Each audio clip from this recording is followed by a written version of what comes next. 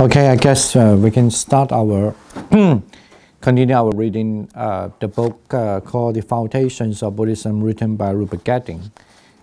And we continued the last time that we stopped, I guess, as the same chapter on chapter 5, but we stopped at page 125, just before last paragraph, under the subtitle of Cosmology and Psychology, Macrosm and Microsm. Now, I think we can just start to, let me just maybe just go through a little bit what we just gone through in the past.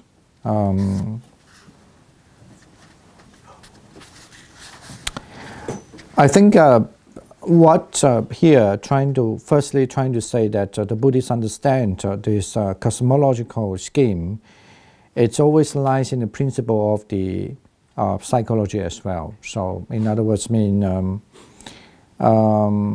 so whatever the mental state you are, so you might that also been directly relate to where that's the cosmology, you know. I guess. And then we also have a little explanation of what the karma mean. And the karma generally have to understand it always carry with the intentions that been understood as a karma. So, and in other words, the intention is the karma itself, but then you express your actions still keep going on. Through either bodily or verbally or even mentally, you know. So, so that serves a very important point that if your intentions are good, so you connected to itself, the intention or even your action itself connected to the cosmos. So, and then if certainly that we are not interested too much about bad thing, but definitely the good thing, what we call the wholesome actions. And what are those wholesome actions? In the gist, it's always been understood as three things: the generosity, dana, the ethical conduct, sila, and the meditation, bhavana. Okay. And then when we are understand the meditation part, that we need to understand the meditation, they have a part called the deep peace, called the concentration, and the insight and wisdom called vipassana. Okay. And then it's also, especially in Abhidhamma system, the structure of the hierarchy of the consciousness parallels quite explicitly the basic structure of the cosmos. Okay. So, and then you have this, the state of mind can be classified as belonging either to the sense sphere or the form sphere or the formless sphere. Get it right? And then it's also corresponding to the way in which being exists either in the sense world, the form world, and the formless world. Okay. So that's, I guess that's what we've been discussed last time. But we definitely, after the break, we took quite a long time, maybe more than 20 minutes, discuss about what karma is about. Anyway, there was just, we didn't have the record for this, but anyway, because usually when you break, we just, the recorder need a break too, so that's why. But then we do have a quite interesting discussion about karma. Now let's come to this, and then we are going to read the draft, what they call not the draft, but the table later. Okay, so we come to page 125, and anyone want to start to read the last paragraph in a certain sense, the elaborate and fantastic traditional cosmology of Buddhism. Do you want to start? Or yeah, okay. In a certain sense, the elaborate and fantastic traditional cosmology of Buddhism is nothing more than a full account of all possible experience. This is the world, the universe in its entirety. It may not be circumscribed spatially and temporally, but there is no possible manner of being or conceivable experience that is not included here. Wherever one goes, whatever one experiences, it is encompassed by this map of samsara. For Buddhist theory, the cosmological scheme defines the round of rebirth, the uncertain, unstable, changing, conditioned world of time and space in its entirety. Thus, just as in day-to-day experience, one fails to find any physical or mental condition that is not changeable, that can give permanent satisfaction and happiness. So, even if one is reborn in the condition of a Brahma living 84,000 aeons, the calm and peaceful condition of one's experience is not ultimately lasting or secure. Just as our ordinary happinesses are in this sense dukkha, so too are the lives of Brahmas, even though they experience no physical or mental pain. All right, next one, to read the next paragraph. It's a curious factor to develop the cosmological scheme that is comprises just 31 realms. There is some reason for thinking that the number 32 connotes completion and fulfillment in Buddhist thought. The body is described as consisting of 32 parts. The great man has a body with 32 marks, yet samsara has only 31 realms. What is missing is nirvana. But then nirvana is precisely not a state or condition that can be defined spatially or temporarily. One cannot be reborn in nirvana, nor can one come to nirvana, however far or long one journeys. Yeah, to when you read the quotation. That the end of the world where one is not born, does not age, does not die, does not pass away, does not reappear is to be known, seen, or reached by traveling. That I do not say, and yet I do not say that one makes an end of suffering without reaching the end of the world. Rather, this vast unknown body, with its perceptions and mind, I declare the world, the rising of the world, the ceasing of the world, and the way leading to the ceasing of the world. Yes. The Buddhist cosmological account represents the complete description of the conditioned world, the whirling circle, vata, of samsara. This is dukkha on the macrocosmic scale. One's personal day-to-day experiences, on the other hand, are dukkha on the microcosmic scale. In short, what we experience from day to day is a microcosm of the cosmos at large. As we shall see in chapter 6, for Buddhist thought, the law that governs the working of both the microcosm of individual experience from moment to moment and also the birth and death of beings across vast eons is one and the same, dependent arising. All right, thank you. All right, so far any comment? I simply find it interesting that 32 is a double of a double of a double of a double. Does that have any meaning? It's 2, 4, 16, 32. I'm not sure about that, yeah. Okay. Yeah. But it's certainly, I mean, as mentioned here, just only mentioned 31 rhymes, like realms. How to pronounce that word? Realms, yeah. Just 31 realms, why not 32? But I remember actually some other school, like Saravastivada school, mentioned 32 realms. But anyway, but I don't know that whether there's something to do with the double and double, so I'm not sure, yeah. But there's one of the heaven is called 33 heavens. That name is called, I think in the, does it put it here? Dhammadipa, right? When you look at the chart, table 2, the table 2, I think is maybe on the page 116. I don't know whether you have a page on the same an iPad or what. But you have a chart, right? And then you have this, the word of 5 senses, karma tatu. And you have the 33 gods, Dhammadipa, yeah. when you look at the table. Just the below one, happy destinies, Sugati, the happy destinies. And you will see there's one called the 33 gods. Yeah. Well, generally in Buddhism, that's depicted as one of the rooms that has a lot of wonderful things there. Wonderful land, wonderful tree, wonderful lake, and so forth.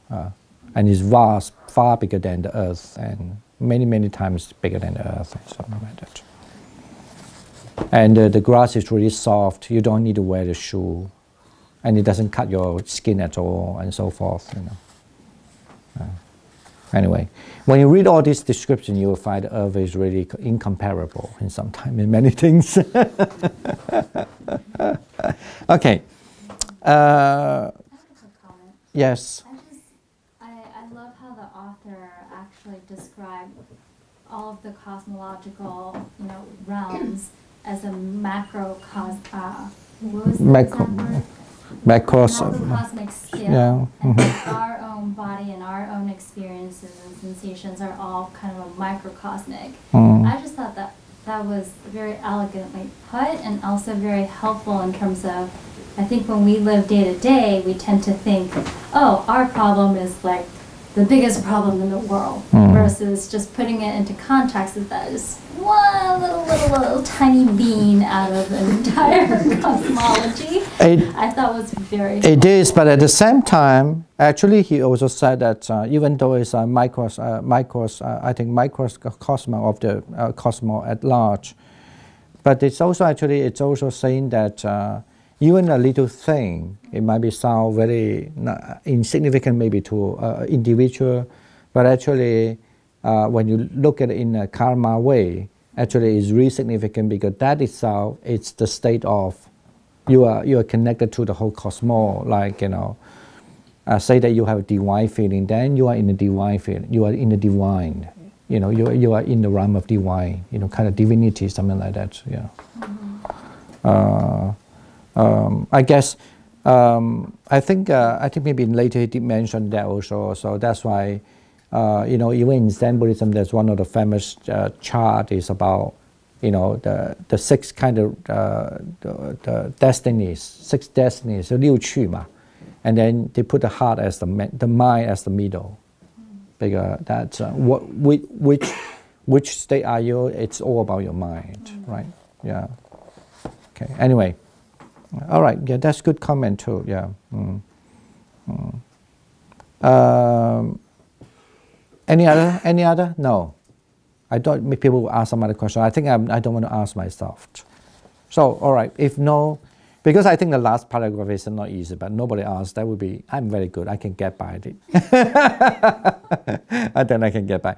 All right, it's all right, we can still have time to discuss. And now we come to the other subtitle, Cosmology, Folk Religion, and Modern Science, And now we do understand how the Buddhists understand the cosmology, how they relate to our mind. And then now we need to look at the cosmology, the folk religion, and the modern science, how those are actually when you study religion, they always goes together, and how Buddhism understand this thing. Okay. All right. Next one. So I have suggested that elaborate. Yeah. I have suggested that the elaborate Buddhist cosmological schema that we have been considering is in part to be understood by reference to Buddhist psychology.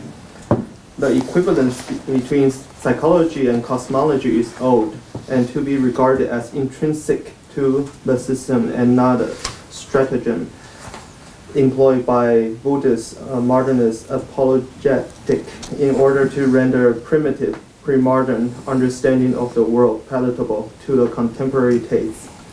Yet, this should not be taken as meaning that Buddhist cosmological descriptions were traditionally read simply as accounts of mental states in symbolic and imaginative language. Quite clearly, they were not, nor are they so read in traditional Buddhist cultures today. For many Buddhists, in the present as in the past, the beings and realms described in the cosmology are as real as the Queen of England and Buckingham Palace.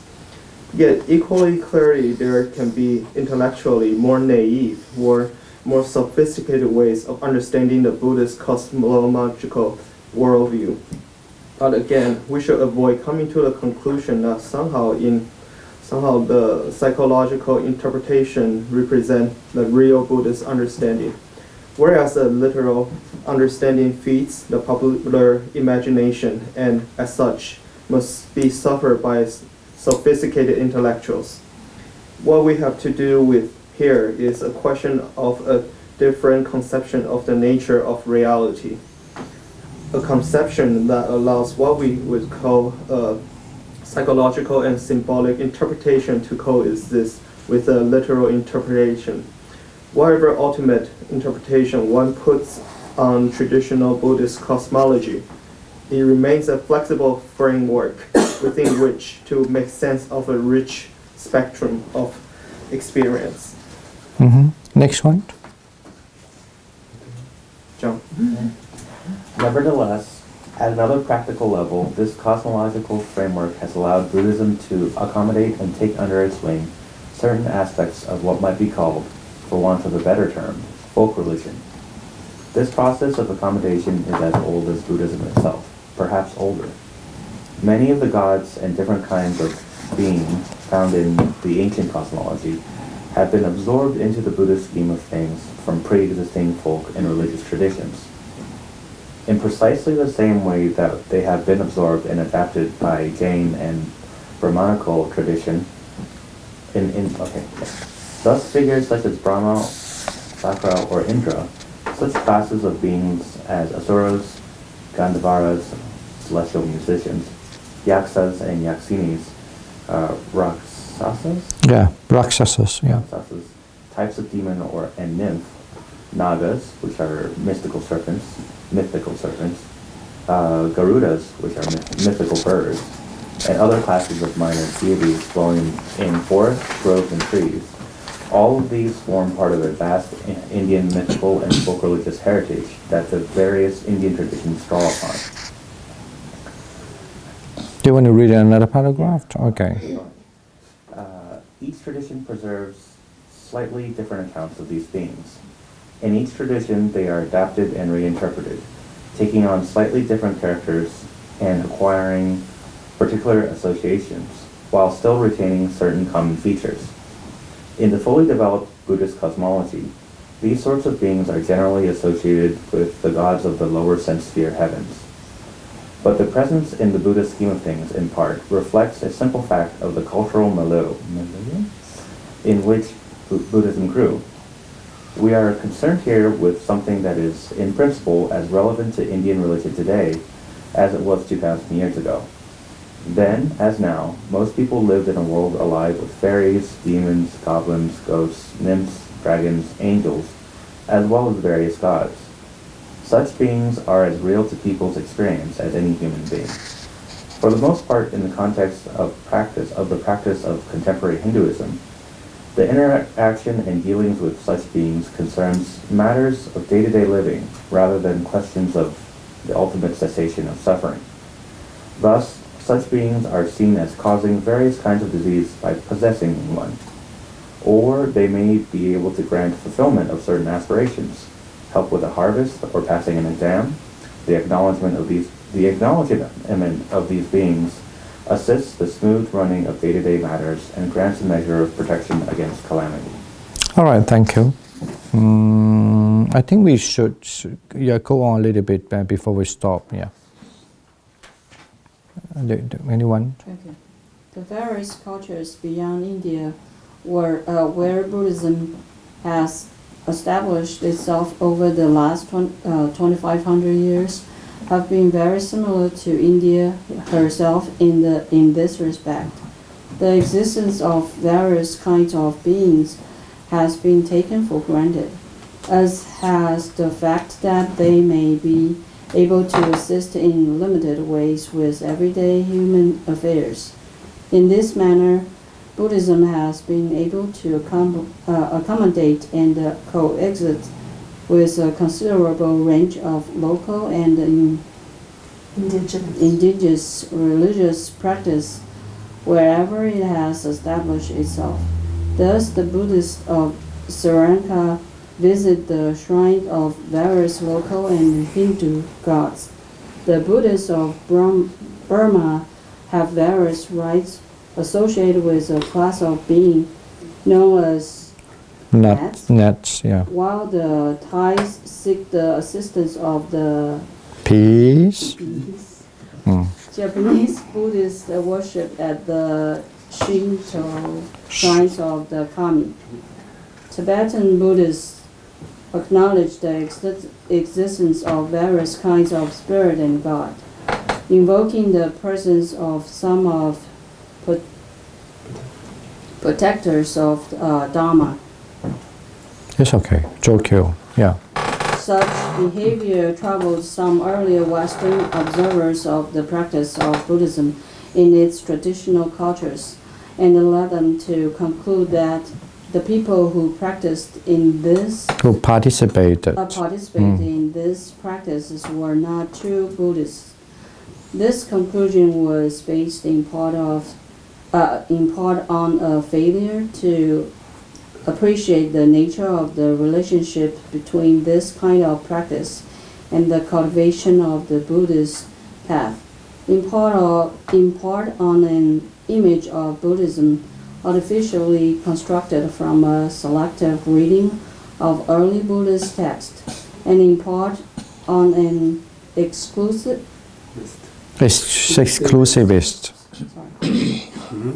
conception of the nature of a religion. One is either a Hindu or a Buddhist. One cannot be both, which is inappropriate to the Asian context. All right, thank you. I think, yeah, I mean, we can stop here at the moment and see any comment or any discussions that you want to go on about cosmology, folk religions, and we haven't come to modern science yet, anyway. No? No comment? Nothing? I mean, it's a huge topic, but can we talk about the cultural influence versus like Buddhism in general? Like, because sometimes when we observe Buddhism, it's a blend of both cultural heritage and also the Buddhism. For example, Chinese Buddhism, Japanese Buddhism, they're a part that's like common, but they're a part that's different. No, I think here we are not talking about, at least not, we didn't come to the part about the culture. Because, and firstly you need to define what does a culture mean. And maybe, but I mean, we don't want to talk about culture now. I want to say, it's a huge topic. yeah, I mean, because here clearly it's stated that in each tradition that they worship different deity, different gods. And I think that reflects in many different Buddhist lineage.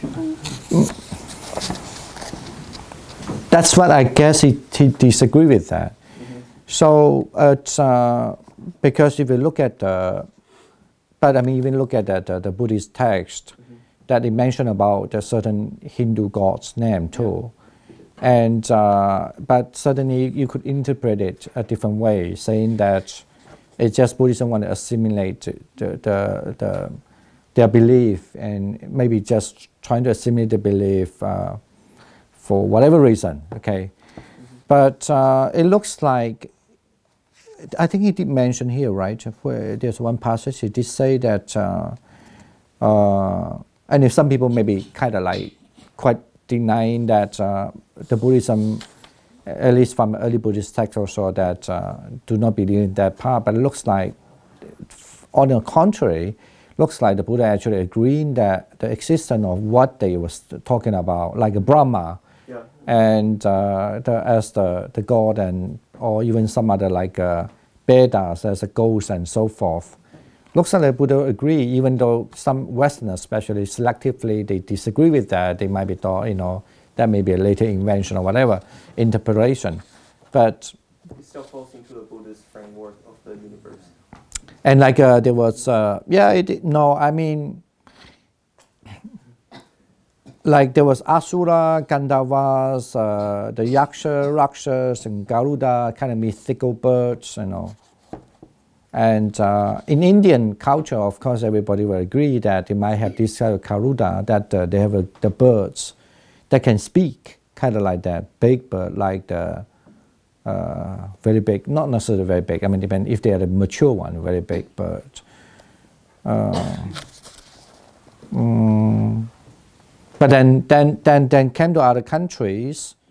So, you know, and the peace actually, nets and peace actually is a kind of, peace actually is mean ghost. But then entire culture kind of believe that kind of ghost sometimes could, the most serious case is that you can talk to him and you thought he's just a person, you know, like, you know, if that ghost come to really, really strong in their view, and that is a kind of, I think is a kind of not protect, like in Chinese it's much easier to understand. It's like a 土地公, something like that. It's more like the protector in the local area. But then it could be the person just passed away because he was really powerful and their spirit still remained. And those topics, I mean, of course, in the West, especially in Buddhism now, that they don't necessarily they were thinking that's something different from Buddhism itself. But strangely, then the Buddhism also looks like assimilate this thing in their culture. You know, if you talk about culture, but that's maybe difficult to explain. But then, how do you explain that? Then the Buddha, even during his time, 2,600 years ago, and those the Hindu believe a lot of different gods and. Even though we are not sure whether everything, but at least part of it, that the gods and something, either they are demonized gods or, you know, really nice gods or so forth, they also included in the Buddhist text. You know, how could you explain those things? Did he say anything here? Yeah. I mean, I guess there was the part where I was talking about in the context of contemporary Hinduism, where the general spirits still kind of fulfill like a not celestial bureaucracy, like, you know, day-to-day spirits of the home and the hearth, which I guess in general is shared across a lot of cultural ones. But in the context of this chapter, the author is stating that, you know, that is accepted within the Buddhist framework, right? That doesn't sound convincing on your part. Really? So maybe I misunderstood what he said. So which part is my part? Well, on the one hand, you're saying that the spirits of the different local cultures are integrated into their Buddhist, kind of folded culturally into their Buddhist beliefs. But I guess if I were to change it into a question, it's like the idea that these various spirits, minor and major, have a function and is still very much a part of Buddhist understanding. Is that correct?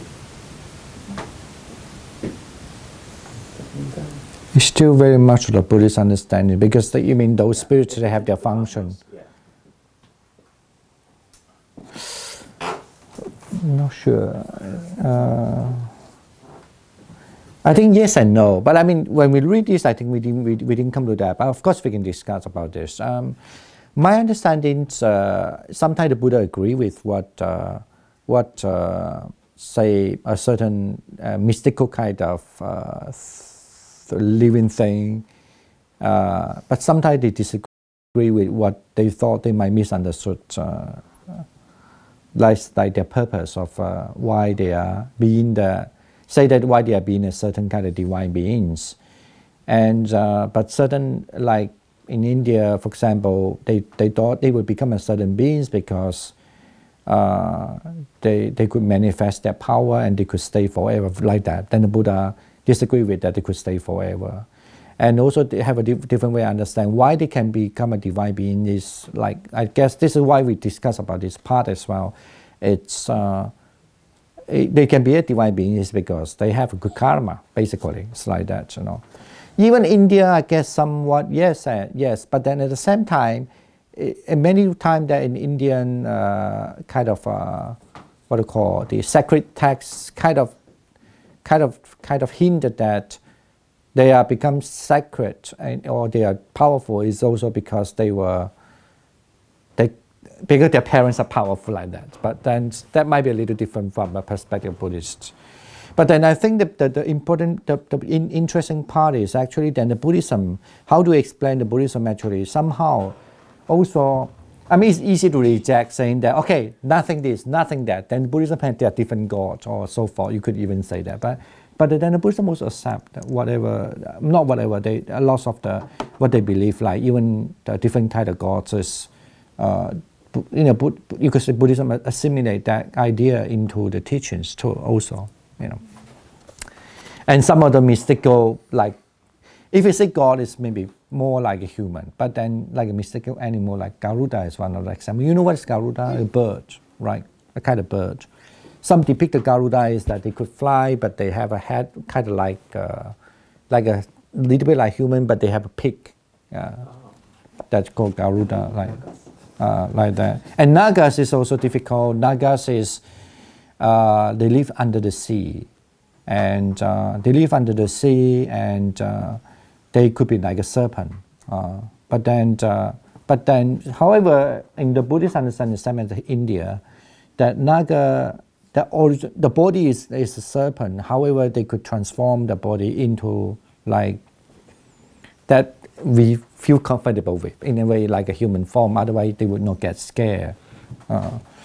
And those things, I mean, for Westerners, especially study Buddhism, it's very hard to think about that. Oh, even Buddhism believe that kind of thing, you know. That's what I guess when he, as a Westerner, as a British people, he had to kind of trying to maybe in some way to explain that not that explain that one way to look at it, but explain how the Buddha actually looks like from a Buddhist text. That's how. He want to say that in the Buddhist text actually is never like negate this thing, you know. But yes. So like, I know like we share the same like time, space, dimension, whatever with animals, and with also ghosts from what we read earlier. So like, what are these beings like? The beings that we just mentioned, are they like, what class do they belong in? Are they also on Earth, or they're just things that like, I don't know. No, I think he mentioned that already. So sometimes when we say the word system, it's you cannot take it the way. I think he did mention here, right? How to explain? You don't take it like the way that we understand as what a space is about, something like, yeah. So, yeah, no. I think different planes of existence, is that the formal terminology? There's different planes of existence. That's why they translate always the rhymes, yeah. Yeah, the rhymes, yeah. No, we are not saying that taking this as like, you know, yeah. No, yeah. So it's not a different dimension. They're not living in maybe in the modern language you could say they are living in a different dimension, but you do not take it like in this what the three dimensions what now we experience is about. Yeah. But I guess like my question is like, are these beings mythical beings? Do they live on Earth? If they do, like which one of the 31 realms do they sometimes it's really funny, our perception. I don't know how to explain that. I think that our perception, this is belief that when you have divine eyes, when you practice your meditation, you come to a point you have a divine eyes, you see something within the same space, like or even sky. For example, we look at the sky, just a cloud and, you know, sunshine, whatever, the blue sky. But when you have a divine eyes, when they are just pass by and you could see them pass by, I mean, they sound really, of course, like a fairy tale. But I mean, I myself believe that, and also this maybe nowadays in our language we call belief, but in actually Buddha's language it's not belief. It's because you experience it, you know. So you get it now. I guess in the book it Yeah. mentions that in an earlier paragraph in the fully developed Buddhist cosmology, these sorts of beings are generally associated with the gods of the lower sense sphere heavens. Does that cover? Yeah, it's maybe a more cover with that. Yeah. So well, I mean, I also heard people. I don't want to say myself because in record and whatever we cannot say anything about myself. According our rules also we cannot say ourselves. But I can tell you, I don't know for true or not. Even people who do meditation, they did the bird. They see the bird. I mean, which is you sound very strange. And sometimes even people see the bird, they never heard about the birds, but they do see this kind of bird flying by. How do you explain that? Maybe because subconsciously they heard about the story already, so they could say, you could explain all these kind of things. And even within the same space, sometimes when your mind will transform in a different way, and then that within the same space, things change, and then you see different kind of, like you could say nowadays modern language, a different dimension comes along, and different being will be there. But don't worry, it's not ghosts, no, you know. So yes, okay. Yes. In last class, we were talking about like the worlds that are below the Brahma world, like are in these like spheres, and like Earth is like not in hell, but like also not on the mountains, and the mountains is where some of the gods live. So is that I'm just like trying to like match things together. Well, one other thing, of course, now if you look from the science perspective, I actually today mentioned also, you know, even the one of the early sutra, for example, been translated into Chinese, same Pali, which is before that, but the Pali didn't mention that very well. But definitely the Chinese, when they translated from other language into during the 5th century. Then the Buddha mentioned already, our land is round. The land is a round. We never believed the land is a flat. You know, that was during 5th century already. And then when you look at when you talk about like a Sumeru on this is very difficult to understand, because you know, the description always say the earth, the center of the earth. You could say the center of the earth, you have a mountain really high up. I'm not sure about this thing still. I mean, I think this is one of the things is really hard to discuss. I mean, the physical, really the physical, how to say, outlook of the mountain, Sumeru, and half basically believe that the divine beings live either in the middle of the mountain or on top of mountain, if they're the lower kind of divine beings. But if they're much higher, then they are even much higher than that. So still not sure how to explain that. I'm not sure, yeah. But then definitely this become one of the cosmology description in early time. And it looks like this cannot, I mean, usually we understand that as more like material. But can that be only for, because there's no clear description in the text saying whether that kind of thing is, I don't know how to say, it's really, it's not like you say, yeah. It's a physical kind of, yeah, I'm not sure, yeah. It's not like it says you can walk over there. Or it just could be a meditation thing, that you see that mountain when you meditate.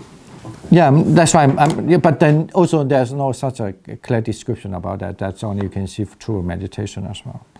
Okay, anyway, so I mean, it's always good when you study something that you have doubt. So one day you see, you don't see, you don't know whether it's true or not. Anyway, so and Even if one can see, one may not believe it. Yeah, I mean, it is... Well, unless you can actually verify it. no, How do you know not what you see necessarily. is real? For example, you know, even in old day, let's say that, I don't know chemistry, but I mean, let's say you happen to use some powder, like a chemistry thing, and then somehow it makes a fire. You don't believe it. Because you have no knowledge, and you thought, how can it make a fire? Must be something wrong. So of course you get scared maybe, and you just put it aside. I mean, there's lots of this kind of example. Unless you're really scientist, you're really interested, you have curious. How can it be? Then you do a lot deeper research. You know what I'm saying? So some people can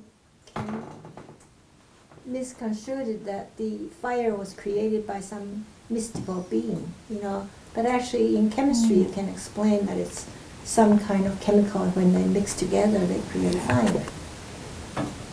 But how do you know that? How do you know that? So you have two choices. No.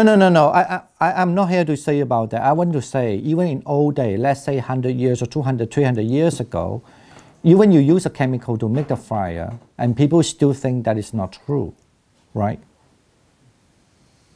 Doesn't this... Because they don't have the knowledge about that, and they don't believe that such a thing can make fire and so forth, right? Doesn't this come to the core of many religions, of simply that you can't prove most religion? At some point, there has to be belief? No. I think that's very clear in Buddhist. When I say no meaning, it's very clear the Buddha actually, especially from early Buddhist texts, certainly believe that anything that if you believe, you must be able to see it. Oh, okay. And no, I get that. I want to say you could reject because that you don't see it. But of course, the Buddha always say, if you don't see, you reject. It could be just because you didn't practice. If you practice, it's supposed. I mean, at least that's how the Buddhist understanding. Whatever he say here, if the Buddha think that is a real thing, like he say, just as real as a queen in the palace, Buckingham Palace. If that is thing, if the people don't see it, I mean, then because that carry one important message. The Buddha don't lie. Then the Buddha would say, okay, I don't want to talk about it, but he did really clearly say it, you know. So I mean, that's even though from now the so-called modern perspective, from what our methodology we have, what we call a scientific research or whatever, so it might sound really strange, you know. Okay. Yeah. As I'm sitting here, I meditated throughout my life, but certainly not in the same way others here have. And I'm sitting here saying, okay, you say, if I meditate in the right way, I'll see this bird. And I'm thinking, okay. No. And then I'm saying, should I believe in this bird or not? And then this bird is very real to perhaps people who have experienced seeing this bird. And then I think, well, is it just because I'm not doing this meditation correctly? And if I did, I would see this bird. And so I'm trying to understand, do you have to meditate correctly to get to the belief? No, you don't have to, but definitely in the Buddha's time also believe that, I mean, let's say, there's no such a thing saying that you have to meditate to see the bird, okay? So, but definitely believe that if your meditation is so powerful, because some people, the meditation only sufficient for them to begin enlightenment, right? They don't have to be really so powerful. But if the person's meditation is so powerful, so I mean that's how I believe that, I mean what we call the meditation here, I mean the concentration is so powerful, then somehow, especially if he's young, he have a long time, then he will see the bird, somehow. But let's say he just only got that power only just 5 days, he passed away. Of course, that's too short. I mean, that a lot of condition has been talking about that. Definitely, that's never have any statement saying that you have to see the bird. No, because seeing the bird, it doesn't carry anything to do with your enlightenment. But, I'm using that as a symbol. yeah. I also, I mean, but we have to understand. But also, actually, to be more specific, even if the people are interested in seeing the birds, for example, that mystical bird, if you put it in a Buddhist context, that you must have the meditation in 4 jhana, and then not only that, you could jump the jhana, you could all describe very clearly. You must have had that kind of skill. So otherwise, maybe by chance you say, but definitely not. It's kind of like, if you want to really see how the bird looks like, you must have the binoculars, you must go to the right place, and you must be always searching for that. Well, anyway, something like that. Even though maybe otherwise, it might be the bird just fly over to you, you just thought, oh, it's just you know what I mean. It's like, if you don't have the knowledge or you don't have the skill, you cannot find some very rare thing, maybe, I don't know, kind of thing. Okay. All right. Because this is I don't want people. So even though we discussed this, suddenly this is I don't want to become one of the major topic in Buddhism. Definitely, it's not a major topic in Buddhism. But okay. So in other words, you be a Buddhist or you want to practice not because when you see the birds, the mystical birds. No, that wasn't my point. It was, yeah, it was and trying to get to the concept of belief in a religion. No, because actually, if you look at the Buddhist text always the Buddha will disagree with other religion. And in India in those days, that they always say, "I believe that," then the Buddha always asks, "Did you see it?" But if you don't see it, how come you believe? Okay, you don't. He could understand if you don't see it, you believe it. How about your father? That means, in the past, when they become in India, religious priests, they are always passed down from generation to generation. So he say, no. How about your grandfather? But very funny, even after when they say no, then the Buddha say, but how could you believe it that your grandfather, your grand-grandfather, your great-great-grandfather never seen a Brahma? So, and then you think that there's a Brahma. So of course, even during the conversation, of course, then the Brahmin mistook the Buddha. I mean, he was trying to reject the Brahma exists. But then when the conversation could go on, then it looks like the Buddha actually agreed the Brahma exists. And then of course then the question then it turns up in the other side. He asks, then if that's the way, so what is the reason why we couldn't? Then the Buddha said, because you didn't look at it in the right way, something like that. So then he pointed out what is the best way to do that. So which is there several times the Buddha did it that way.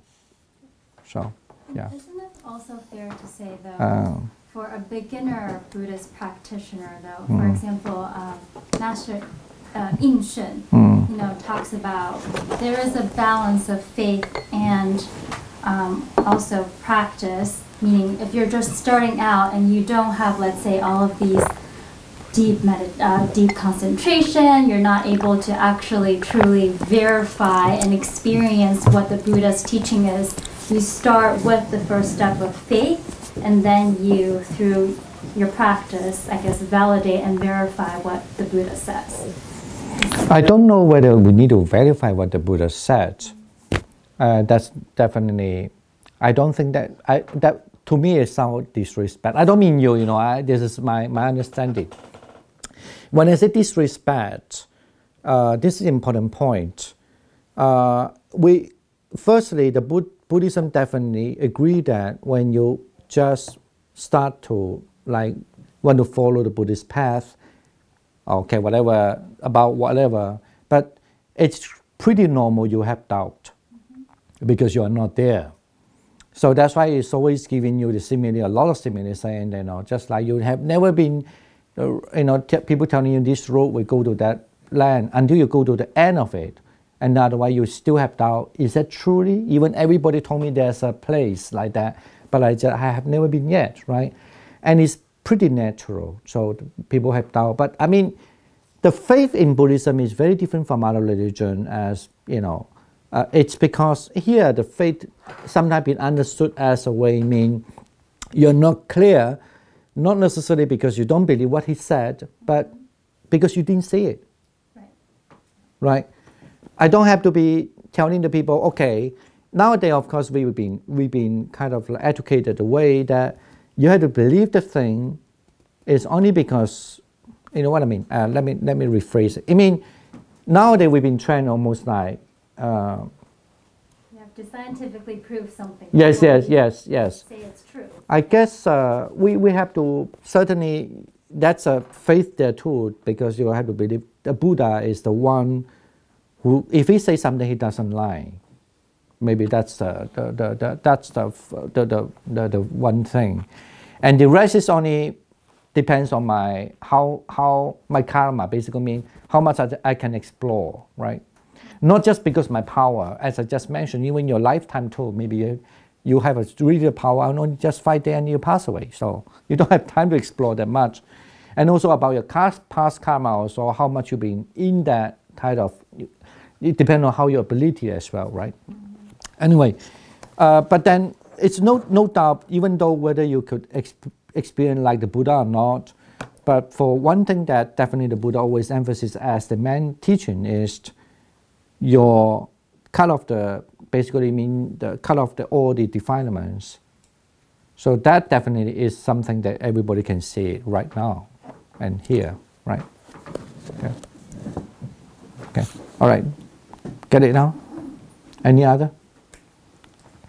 I saw that in one of the lectures you mentioned that the Buddha indicated that there's only one place in heaven that he wasn't there before, Jingju Tian. Yeah, and all the other realms. Yeah, he also said that too. He said, I've been to any kind of realms of existence, even in other, including hell actually. So, but only one place is that never been is that the pure airport, the Suttavasa. Because as we understood the Suttavasa, the pure airport is only for the anagami, the non-returner. So, right, yeah. So that's a good point. That's to say, you know, he's not saying this as a like, just makes you feel happy, or maybe makes you feel miserable. At least he does really think that he have experience in the past his life. He was there. Yeah.